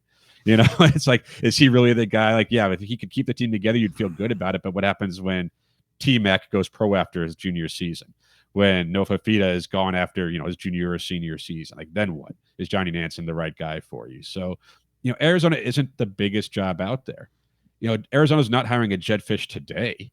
Like they're just even still coming off a 10-win season. They are not that level of a program. So what are you expecting to get? You're probably still getting the coordinator who's looking for their first head coaching job, a retread coach, which they've tried that before. It hasn't really worked out so well. Or a guy at like a Mountain West, a G5 school, whatever, who's trying to prove themselves at the next level. So I think that's what Arizona was looking at. It wasn't going to be a flashy list. Some of the guys, like you're always going to find something to be down about with every player or every coach on that list. They're not perfect coach. Nick Saban wasn't retiring from Alabama to come to Arizona. It wasn't going to be one of those. So you have to have some baggage, some question marks with no matter who you got. But I think the guy they did get, he's probably a pretty decent choice for the circumstances and what they had to work with. So we'll ask you about that whole, player initiative and that topic here in a moment. But first, the filling out of the coaching staff has been kind of a wild thing, especially over these last, obviously, just 24 to 48 hours since this has all come up, whether it's trying to get guys back that might be going to Washington to follow Fisch, or others like the 2 former assistant coaches who've been employed by Texas, maybe bringing them back. I'm just trying to keep an eye on it, and it's pretty chaotic. So how do you see things shaping up with this, the remainder of the coaching staff now that Brennan's in place? Yeah, the interesting thing with that is a lot of Arizona people are saying, bring Johnny Nansen back, bring Dwayne Aquina back, bring Kevin Cummings, the receivers coach. And some of this sounds good, but of course, Brent Brennan, he has a right to put together his own staff. He has guys from San Jose State who he's worked with for a while, some pretty good guys. Carter, the running backs coach, who might be a candidate to be their new head coach. Odom, the defensive coordinator, might be a candidate to be the head coach over there to replace him. If those guys get the top job there, they're pretty good options to bring to Tucson. And like Brennan deserves to have his guys. And I don't think Johnny Nansen is his guy. I don't think their paths have really crossed so much, except maybe just in coaching circles. So is he going to be comfortable with someone like that on the staff? But, Arizona, they have to do this somewhat quickly. But I imagine as part of the interview process, Brennan had an idea of who was going to be on his staff, pending maybe getting the top job at San Jose State and replacing him. So it's such a wild time, though, is because of the transfer portal. Whereas, and the timing of this, right? It's January, it's mid-January. If this had happened in December, early December, it's not nearly as, I guess, chaotic for Arizona. It's hire your coach, let him build out his staff, and go build your team. But because they have to try so hard to keep guys in place, there's rumors, I know, like Kevin Cummings, the wide receivers coach, who did coach with Brennan at San Jose State before he came to Arizona. So there's a strong connection there. If he doesn't follow Jedd Fisch to Seattle, to Washington, then if he sticks around, that's a coup for Arizona. That's a coup for Brennan because he's highly respected. Players love him. Maybe becomes the offensive coordinator at Arizona, which he hasn't called plays before. But, it could work out for some continuity and make some of the players feel better about the change. So that's a guy that would be great to see stick around because he's a really good coach, and it makes sense for him to stick around, the wide receivers coach. Maybe a different role. But otherwise, I think you're going to see a lot of San Jose State coaches coming along, which makes all the sense in the world.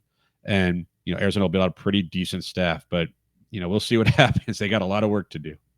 So now with that ever-present dangling carrot of leverage that student athletes have these days with the transfer portal, it's been a big topic of, how much do you listen to the player feedback on the guy that they want and that sort of thing. You kind of touched on it a moment ago about, do you accommodate players now that are going to be gone in less than a year from now, or maybe a couple years from now for the long-term, prospect of the program. So what's your take on that overall topic? Maybe not necessarily specific to Arizona, but it certainly can be that as well, about player input, and should that be taken into consideration by the folks that make these decisions?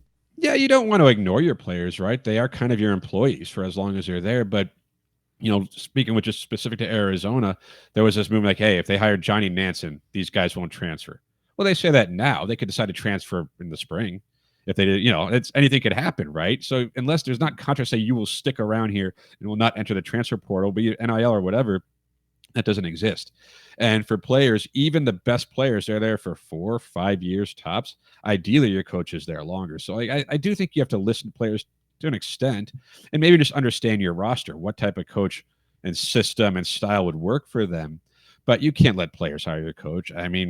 I think Arizona fans remember Khalil Tate. He didn't want to run the triple option with 3 Ps, and they got Kevin Sumlin. There was before that, like, players wanted Marcel Yates to be the head coach and be retained.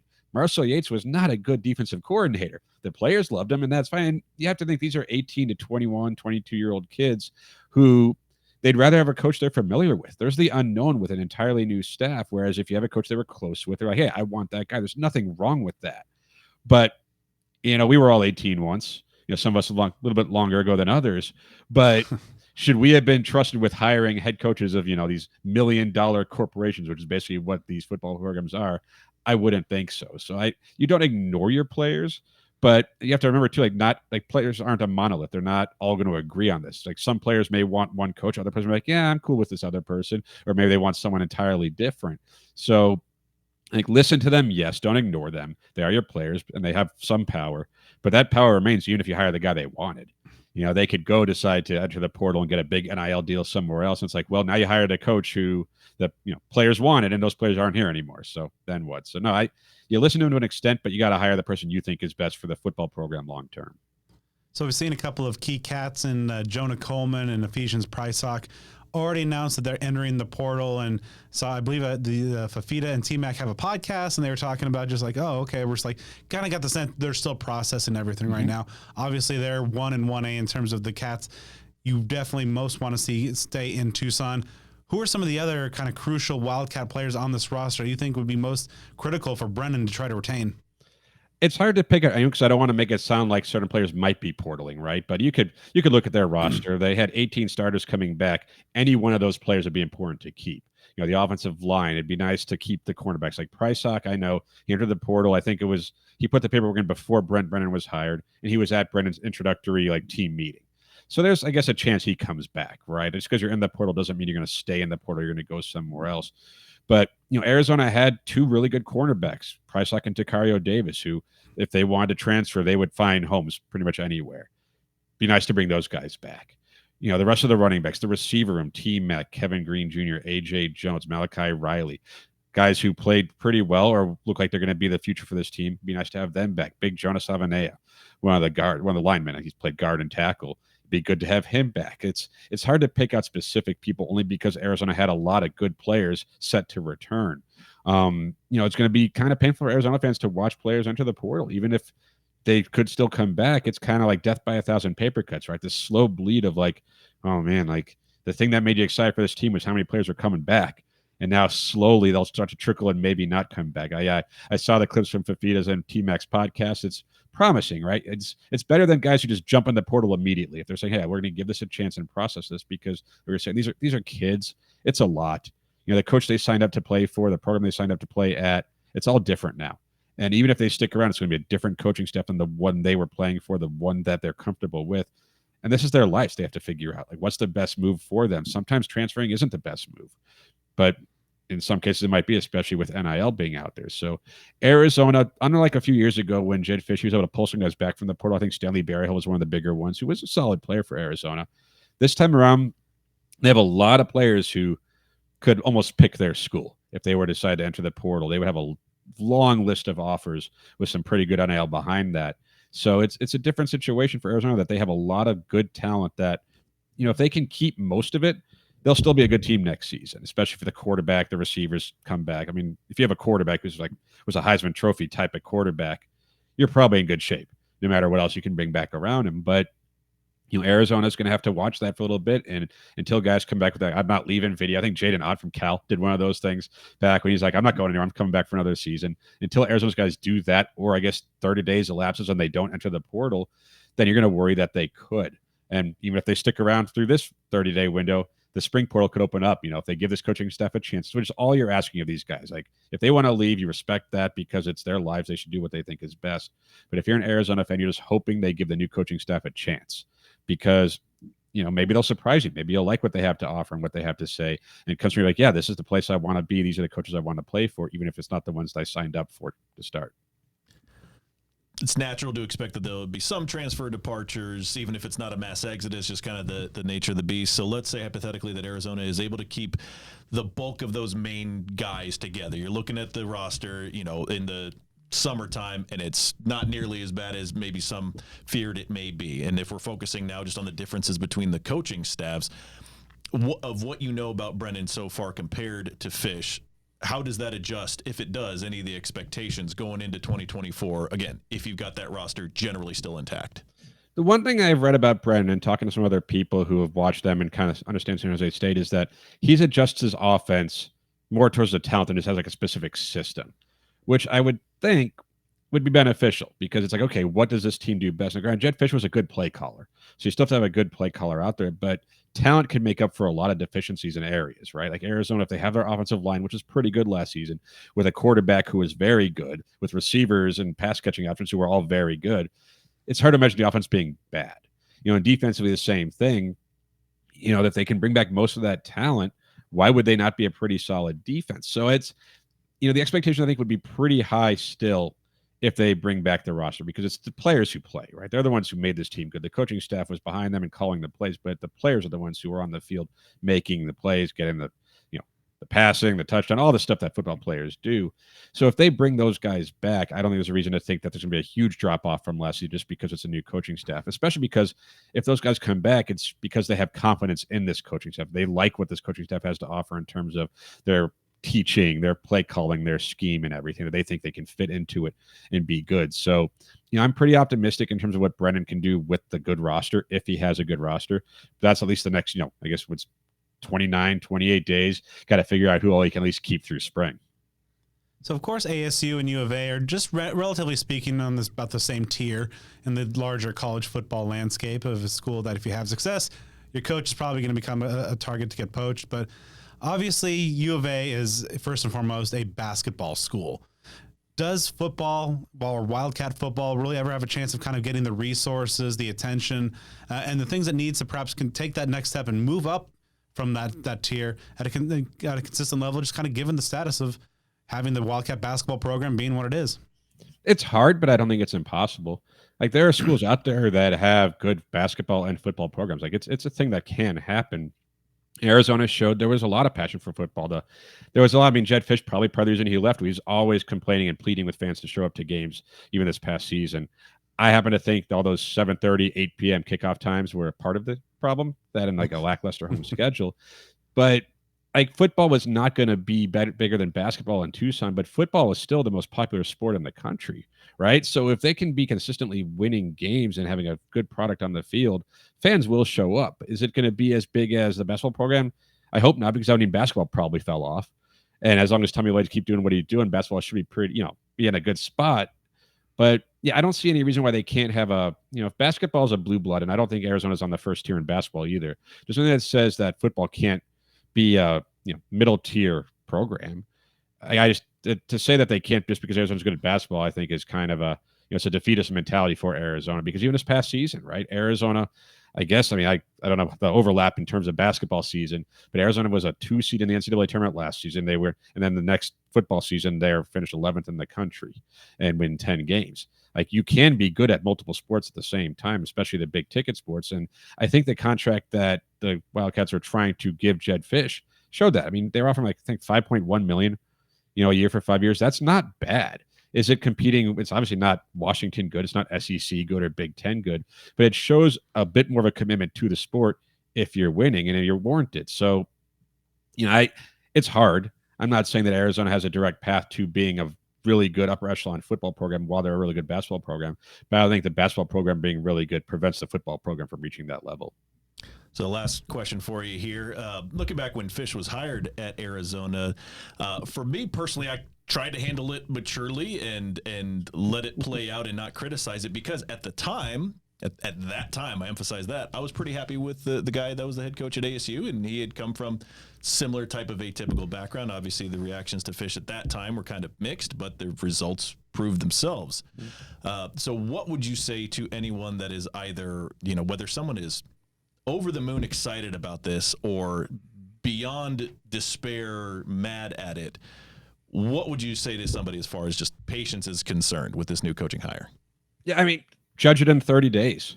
And it's a short amount of time, but if they bring back the bulk of the roster, then Brennan kind of starts on second or third base with this team. Like, it's a good team. 3 years ago, Jedd Fisch took over. It was a bad team. It wasn't good. It wasn't a Power 5 level roster. And look what he was able to do with that. If most of that team for that won 10 games last season returns, then the talent is there. And you have a coach who has won with less talent. Has done a pretty good job in a place without a lot of talent, made bowl games, won 7 games. Imagine if he has Noah Fafita at quarterback. He has Tetora McMillan, and he has Kevin Green Jr. Matana Lamonis Craig has just all these guys. Kean Bennett has Jacob Manu in the middle of his defense at the linebacker, and maybe Prysock and Takario Davis at corner. Like, why don't you think he could win games with that group? Because he's shown an ability to win games at his previous stop. So, also, I think Jedd Fisch probably buys Arizona a little bit of leeway. Because if you're going to sit there and say, oh, Brent Brannan's a terrible hire, he can't get the job done, well, why? Because you're probably saying the same thing about the hire 3 years ago, and he got the job done. So this is probably more of a conventional hire than Jedd Fisch was, if you look at it, who has experience as a college football head coach and has been successful. So what reason is there to think that it won't work other than the fact that maybe you don't like, he didn't win enough for you? But the guy clearly loves U of A, Brent Brennan. He wanted this job.